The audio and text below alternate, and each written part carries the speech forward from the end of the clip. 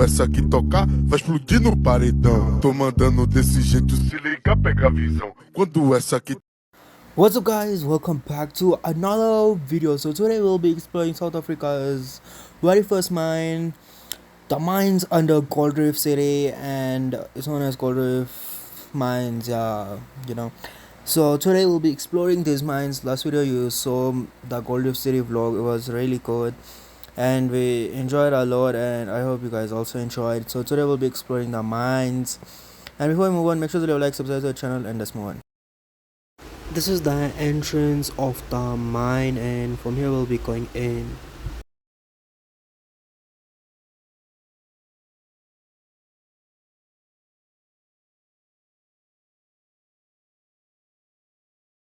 Guys, now we got the slide and a battery, so from here we can turn on the light, and from here we can turn on the light, and now they're gonna take us up from here in the left, and we'll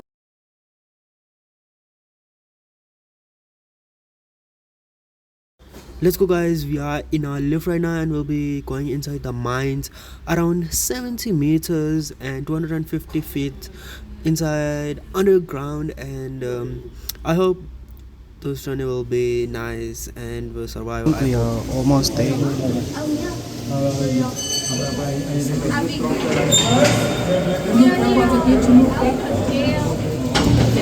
Oh, these are the mines, bro.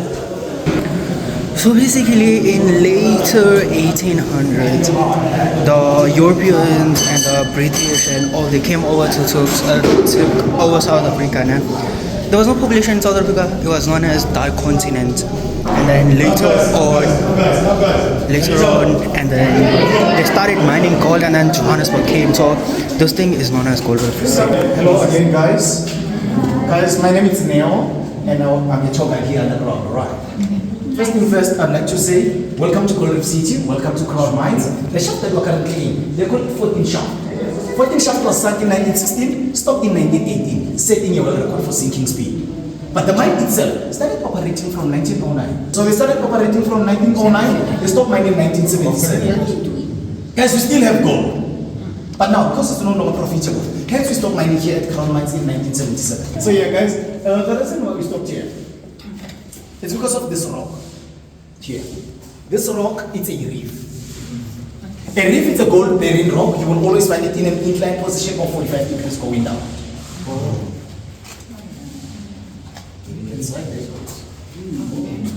All the way down. So guys, if you look closely again on the rock, it has this black and white shiny pebbles. This is where we get the gold from. So our gold here at Crown Mines, it's powder. It's not gold nuggets. That's the reason why we are done with our tour. I will be taking you back to the surface so that you can see how they made the gold and the gold pour inside. Alright. We have produced over 1.4 million kilograms of gold in this mine. Guys, they just told us about how the gold was mined, and yeah, like they're about the drilling and everything. And now we are going deep into the mine. We are at 14 shaft Crown Mines level 2, 75 meters underground, I could say. You are 246 feet underground. This is where we are currently at. But the mine still goes further down to level 57. Yes. It's 30,293 meters deep, 10,088 feet underground. But we will only remain on level 2. The water that we have inside the catch or the conveyance, that's our natural underground water. That is the water that is preventing all of us to go to other levels. They are all flooded. To be more exact, from where it's reaching first pocket, going all the way down, the whole place is flooded, guys. We can't go down there. Only scuba divers can go there. Thank you very much. Right here, we have our mercury rectifier. So guys, back in the days, inside the mine there was no electricity. In 1926, we introduced the mercury rectifier as a source of energy. It converted alternative current into a direct current. So it's AC to DC. They were using the mercury rectifier to run traction for this locomotive here. For you guys, next year it will be exactly 100 years old, as it was built in 1926. Actually, this year, it's 2026.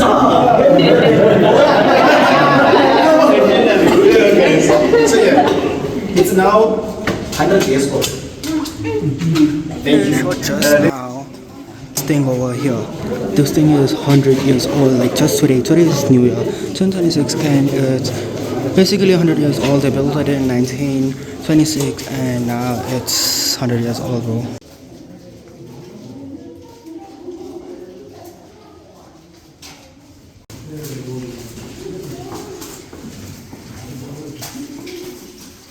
So yeah, guys, everywhere you go inside the mine, you're going to come across such a place, alright? We call them the stoves. It's up deep stoves. This is where the miners used to go in and work. They were mining inside there. They would literally crawl in there so that they can work. The wooden supporters that we have used as the temporary supporting structure, we used a eucalyptus tree or a blue gum tree. Reason being, it's very good in absorbing the water. It is super strong. It doesn't inside get the water water, very easily, like the normal trees that we have in our yards. And then here, we have our natural underground water. This is the water that is preventing us to go to other levels. They are all flooded, as I explained that side. Guys, it looks clean and safe to drink. However, as the mine has been abandoned for such a long time, you need to purify the water first before you can drink it. Because it's high in iron and minerals. Are you okay? Thank you very much. It's for another slide. So basically, the miners used to crawl in here and used to get the mines and coals and everything. And this water right is not clean at all. We cannot drink that. As you can see right here. Ladies and gentlemen, this side is our development end area. Basically, this side, they are showing us or they're telling us about how the tunnels are created. Firstly, the mine geologists will map out where the body ore is, then sink the shaft towards that reef. Then, the mine surveyors, they are the ones who are doing these red lines. We call them grade lines or directional lines. They give direction to miners, which direction to take or to follow while mining or blasting. Alright guys, so back then, they didn't have any electricity and they had to open those 1 meter holes so that they can insert the dynamites for blasting. They were using a chisel and a hammer. And it was taking them 8 hours with that system, with a chisel and a hammer. Then, they introduced the compressed air drill or the compressed air jackhammer on a later stage. With it only takes 3 to 5 minutes to do a 1 meter hole. So ladies and gentlemen, I'm going to demonstrate how it works. Is it okay? So guys, it is nice and loud. Please cover your ears using your both hands. Okay. Everybody, cover your ears using your both hands, please. If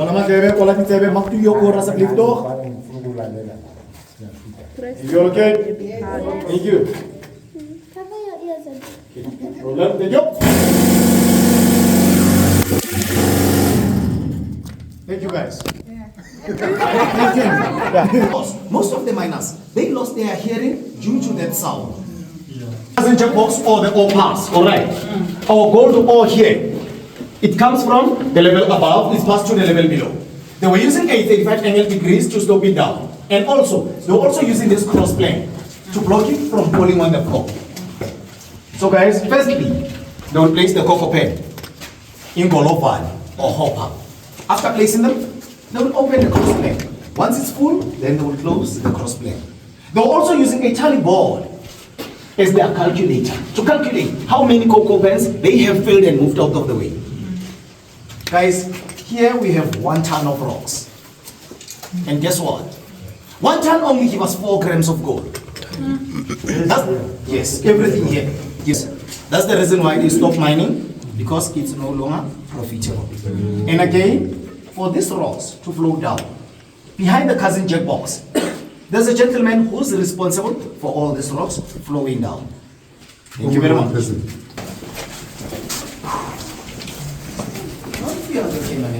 Thank you. So guys, here we have our explosives. Alright. So back in the days, the dynamites, they were brought inside the mine in this brown wooden box. And if you can check the lid of the box, it has been inscribed Alfred Nobel. Man from Sweden. The guy that they named the Nobel Peace Prize after. He is the one who perfected dynamite in 1863. Hence they were mostly used in mining for blasting. So guys, they changed from the brown box. They changed from the brown box, they used the red one. Reason being, safety reasons again. Here we have our fuse box, alright. These are the fuses and the detonators that they used.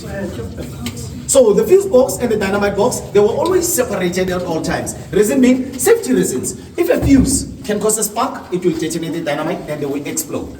Hence the fuse box and the dynamite box were separated. Thank you guys. Please follow me this side once you're done.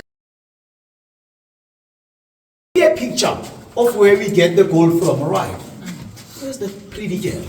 And they want to tell us. Yeah. Can you move this side? Wait, please mind your step. Come here. Come closer. Thank you. So, princess, this is the clear picture of where we get the gold from, alright? From this black and white shiny pebbles. Do you see them? This is where we get the gold from. So it's not gold nuggets, as I explained that side. It's powder. Are you okay? So guys, this is the cheese. This is the vein of the reef. Thank you very much.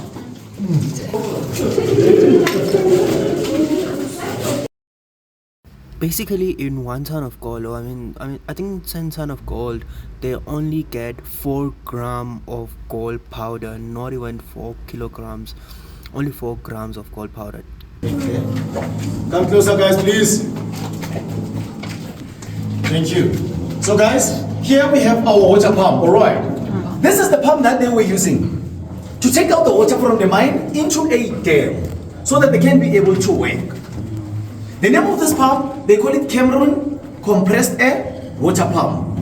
Back then, guys, it could pump up to 30,000 liters per hour.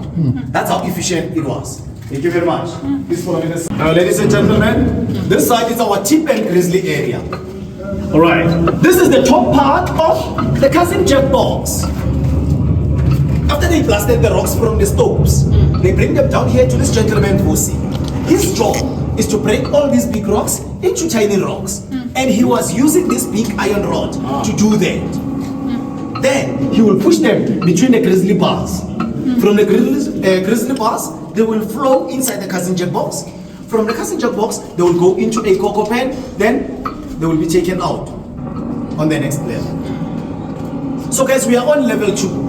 We are going to provide level 3 with the rocks. Then level 3, we'll start the same process. Blast the rock from the stones, bring them down here to Vusi. Vusi will break them into small pieces using this big iron rod, push them between the grizzly bars. From the bars, flow inside the cousin jack box. From cousin jack box into a cocoa pan, then will be taken out on level 4. That's how the system goes until it gets to level 57. And again, guys, ladies and gentlemen, this side, it's our miners box waiting area. Here we have our team leader or the shift boss. Alright. So guys, before the shift starts on the surface, each and every miner is issued with a ticket by the mine clerk to come and give it to him. He will collect all the tickets and put them inside the miners box. Once the shift ends, he opens the miners box and gives them back one by one their tickets. That's how they monitor the movement of the people here underground. Because it might happen that the tickets that are in here, those people, they are trapped, they cannot move. Or they are injured, they cannot move. So what he will do, he will delegate a group of you to go and look for those who are remaining behind. Once everybody has been recovered or retrieved, then the blaster will continue with the work of the day and blast the rock. And then back there, we have 3 important posters. First 2 showing us how they were working and the tools that they were using. And the third one is talking about the language that they speak inside the mines. It is called Fanagalo. Fanagalo, guys, it's a unique language. It's a miners language. It was a combination of English, Zulu, and Afrikaans combined together to be made one language. Guys, back then, Basically, now they're telling us about the mines and everything that happens in mines. ladies and gentlemen, this side is our first aid station, alright? Only a qualified or a certified first aider would be here. Guys, we have a stretcher, we have a first aid box, we have a basin. Once you get injured, they will bring you here. Depending on the injury that you have sustained, that's when they will lift you up to the surface so that you can get further assistance. And if you can check, our first aid station, it has been painted white, it has a green cross and a green line. As they had no electricity back then, they were using these 2 signs to know where they were currently at. Are you okay? Thank you. Okay. In case of emergency. In case of emergency. So yeah guys, we're going to have a little exercise. We're going to climb 151 steps from underground to the surface. So guys, there is the emergency exit. It's 151 steps going all the way up. And next to the steps, we have the rail that they were using to take out the gold. Assisted by a rope or a winch to pull the cocoa pants out. And then, yes, we climb here. We take the steps here. Oh, this one. These ones. This is the emergency exit. So we're going back from here or we have to do from here? So basically, in case of emergency, there were people, there are like 151 steps that they had to climb and then they had to go. So, Please wait so that they can check everyone is here. these are the mines where the first time the gold was found in Johannesburg, South Africa. That's why this place is named Gold Reef City. Now we are going back.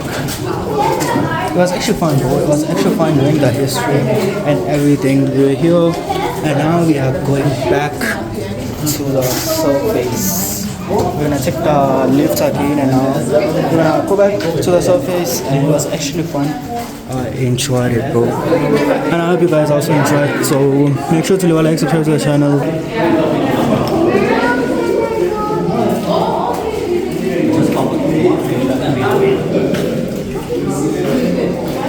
Guys, we were On the surface. because now we are done with the mine, and now we are going back to the surface.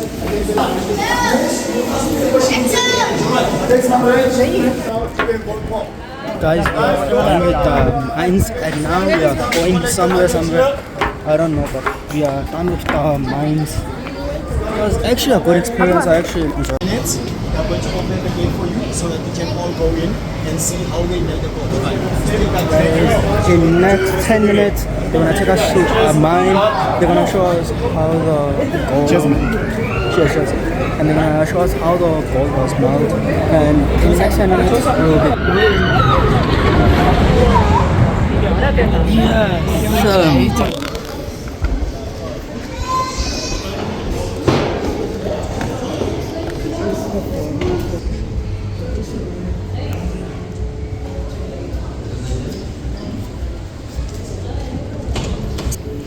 Here they will be showing us how the gold is smelted and the process and everything. Now you can take out the gold. This is a process called cyanidation. Yes, You watch as the chemicals separate the gold from all the powder and other contaminants. The powdered ore is being placed in a tank containing a weak solution of cyanide. The cyanide is chemically dissolved in the gold particles. Next, you see them add zinc to the tank, causing another chemical reaction. The zinc is taking the gold's place in the cyanide solution. It's setting the gold free. Now you see the filter press filtering the gold, but the gold still looks like black mud. And then you watch as it pours in your foot. Watch it smell. You feel the heat. 1062 degrees Celsius. It's hot. Hot. Hot. The gold is melting. The fluxes take away more impurities. You see the slag being removed, and then we pour raw bullion. That's beautiful stuff. But don't touch it. It's still hot. This crude bullion is now sent to the main refinery in Germiston for processing into bars of minimum of 99.5% gold content and 0.5% silver, which is accepted by the gold dealers throughout the world. Some gold is even refined up to 99.99% content. After heating and further sampling, the refined gold is then carved into bars, weighing about 12.5 kilos, a process popularly known as the gold pour. Finally, the exact purity of each gold bar is stamped onto it. Virtually all of the gold produced is sold to the South African Reserve Bank, and then sold again to the international gold markets, the main one being in Zurich. Gold is also used in many beautiful items of jewelry and coinage.